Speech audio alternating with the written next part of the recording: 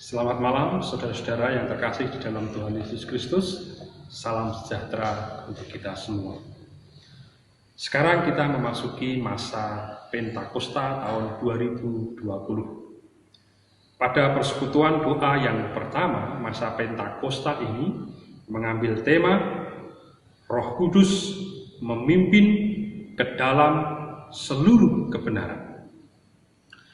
Saudara-saudara yang dikasihi oleh Tuhan, sebagaimana kita ketahui, kita sudah melewati masa Raya Paskah, di mana pada masa itu kita bersama-sama masuk ke dalam perenungan penderitaan, kematian, dan kebangkitan Tuhan Yesus Kristus.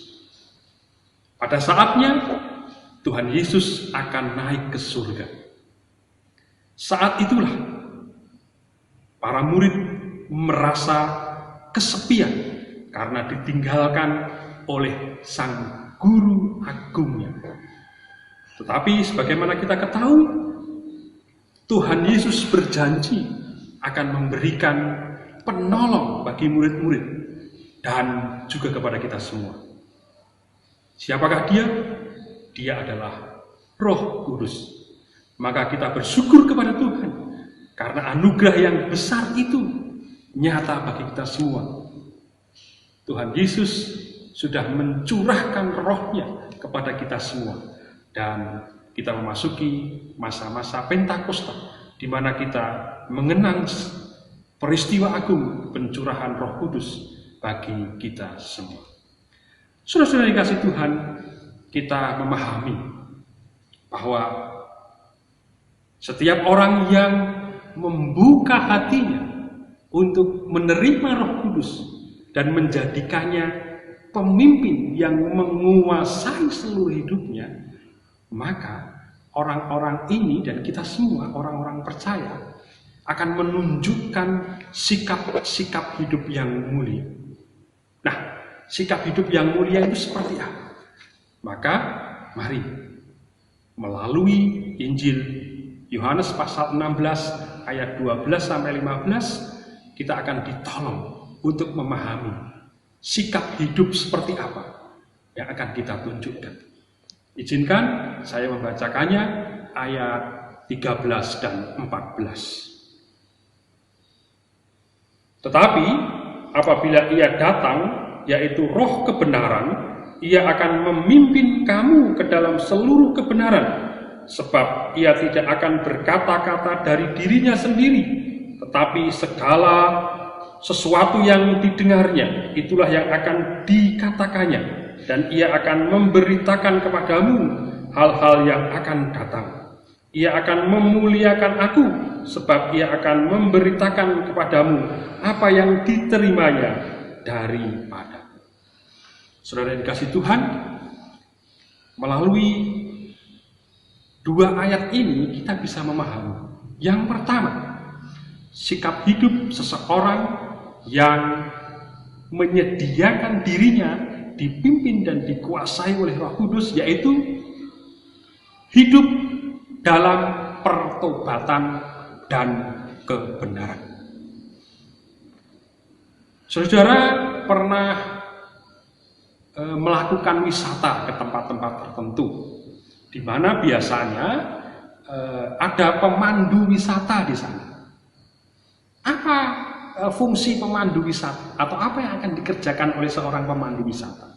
Seorang pemandu wisata akan memandu para wisatawan, menjelaskan, kemudian memberikan gambaran-gambaran supaya para wisatawan memahami apa yang menjadi hal-hal penting yang dilihatnya. Nah, demikian juga Roh Kudus menolong kita untuk menuju sesuatu yang benar. Supaya apa? Sama seperti pemandu wisata itu akan menolong para wisatawan supaya tidak tersesat. Demikian juga Roh Kudus akan memimpin dan memandu hidup kita supaya kita tidak tersesat dalam kehidupan ini. Saudara yang kasih Tuhan, dalam hal Roh Kudus memimpin dan menguasai hidup kita, Roh Kudus tidak pernah memaksa kita sedemikian rupa. Maka tergantung kepada kita. Kita mau atau tidak untuk melakukan kebenaran. Kita mengiyakan atau menolak kebenaran yang diperintahkan Tuhan Yesus kepada kita. Kalau kita mengiyakan apa yang diperintahkan Tuhan kepada kita, maka kita akan mengalami kehidupan yang penuh dengan damai sejahtera. Tetapi seringkali kita tidak kuasa untuk menolaknya, atau bahkan kita menolak kebenaran itu sedemikian rupa, saudara-saudara. Mengapa? Karena memang kelemahan kemanusiaan kita. Seringkali kita masih mengedepankan ego kita sedemikian rupa, sehingga kita menolak kebenaran itu.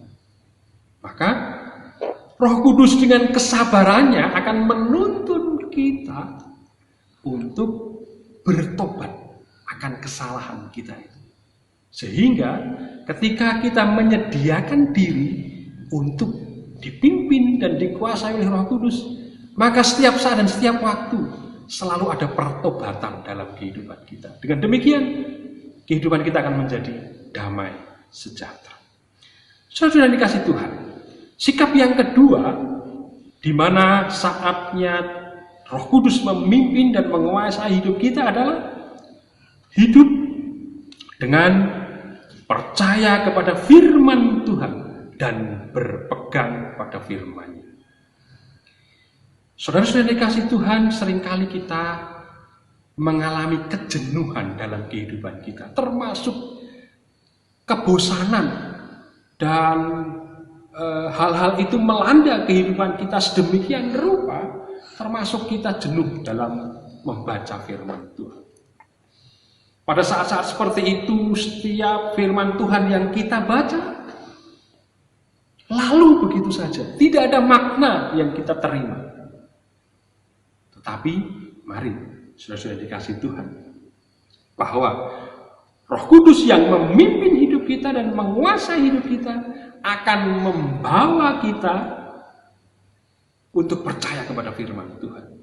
Firman Tuhan itu ya dan amin. Maka Roh Kudus akan menolong kita di saat kita membaca firman Tuhan dan menemukannya begitu sulit, begitu sukar untuk memahaminya, maka yakinlah dan percayalah, Roh Kudus akan menolong kita untuk memahaminya sedemikian rupa. Termasuk hal-hal yang mungkin menjadi rahasia, termasuk masa-masa yang akan datang. Bahkan tadi disampaikan dalam firman Tuhan ini, kedatangan Kristus pun menjadi sesuatu yang rahasia. Tapi jika kita yakin dan percaya bahwa Roh Kudus akan menolong kita sedemikian rupa, maka mari saudara-saudara kita terus berpegang kepada kebenaran firman Tuhan. Karena kita tidak melakukannya secara sendirian, Roh Kudus akan terus setia menolong kita untuk memahaminya, sehingga kebenaran itu akan kita dapatkan dan kita melakukannya dengan penuh sukacita. Nah, sikap hidup yang ketiga, di mana setiap orang yang menerima Roh Kudus sebagai pemimpin dan menguasai hidupnya adalah memuliakan Yesus. Saudara-saudara yang kasih Tuhan, kalau ada seseorang yang bertanya kepada saudara, apa tujuan hidupmu? Seringkali kita mengatakan, ya, aku ingin bermanfaat bagi orang lain. Oh, itu luar biasa. Tetapi apakah cukup tujuan hidup semacam itu?